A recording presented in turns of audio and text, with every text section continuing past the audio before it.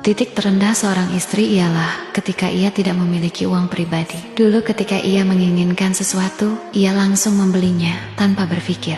Tapi sekarang, ketika ia menginginkan sesuatu yang diinginkannya, ia mengurungkan niatnya dan lebih memendam keinginan itu karena lebih mementingkan kebutuhan rumah tangganya. Bukan karena ia tidak mampu, bukan karena ia tidak pantas, tapi karena ia belajar menahan diri demi dapur tetap mengepul, demi anak tetap tersenyum, demi tagihan tetap terbayar. Ia melihat sesuatu yang ia suka, lalu menghitung ulang isi dompetnya. Ia menimbang, bukan untuk dirinya, tapi untuk listrik, beras, susu, dan keperluan rumah lainnya. Keinginannya bukan hilang, hanya ditunda, bahkan seringkali dilupakan. Tak ada yang tahu rasanya saat harus pura-pura tidak butuh. Padahal hati kecilnya juga ingin merasa dihargai oleh dirinya sendiri. Ia terlihat kuat, padahal diam-diam sedang mengajarkan dirinya untuk cukup dengan yang ada. Dan disitulah letak perjuangannya. Ia bukan tidak ingin memiliki, ia hanya memilih mengutamakan.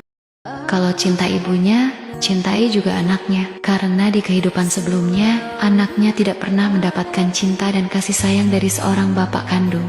Bapak yang masih hidup tapi tidak dengan perannya. Kalau kamu cuma mau ibunya, tapi risih sama anaknya, berarti kamu bukan laki-laki. Kamu cuma tamu yang numpang bahagia. Anak itu sudah terlalu lama melihat sosok ayah yang bernapas, tapi tak pernah benar-benar hadir. Hidup tapi tidak menjalankan tanggung jawab. Ada nama, tapi tak ada peran. Jangan tambah luka baru hanya karena egomu tak siap berbagi perhatian. Jangan sok merasa terganggu dengan anak yang cuma ingin disayang. Kalau kamu serius mencintai ibunya, maka buktikan dengan sikap. Rangkul anaknya tanpa pilih kasih, lindungi tanpa disuruh, hadir tanpa alasan. Karena laki-laki sejati bukan yang pandai merayu perempuan, tapi yang berani berdiri untuk anak yang bahkan bukan darah dagingnya, dan tetap memperlakukannya seperti amanah, bukan beban.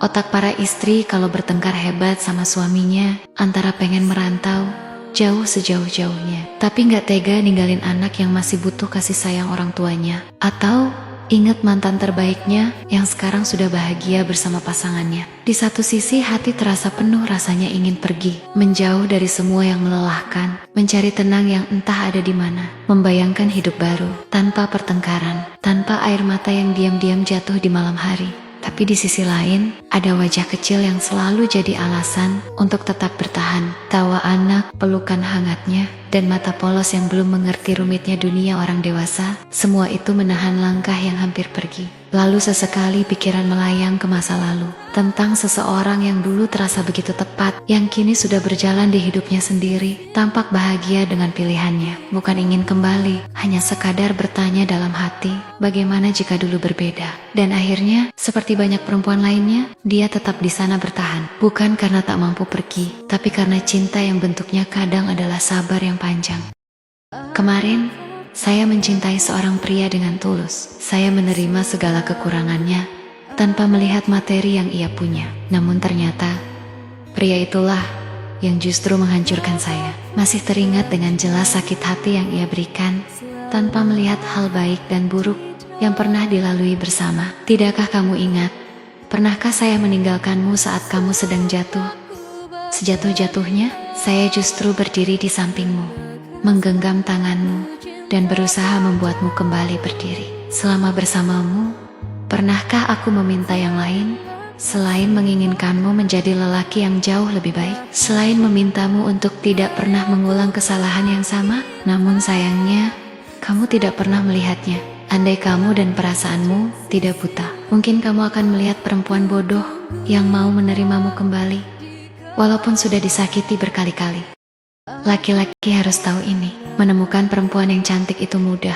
Banyak yang bisa membuatmu terpukau di awal, banyak yang terlihat sempurna di permukaan, tapi menemukan perempuan yang mampu memeluk seluruh kurangmu itu langka. Dia tidak datang untuk mengubahmu menjadi sosok tanpa celah. Dia tidak menuntutmu selalu kuat, selalu benar, selalu sempurna. Justru dia hadir saat kamu rapuh, saat kamu lelah, berpura-pura baik-baik saja. Dia melihat semuanya, lukamu yang belum sembuh, masa lalumu yang masih menghantui, dan kekacauan dalam dirimu yang bahkan kamu sendiri sering tidak mengerti.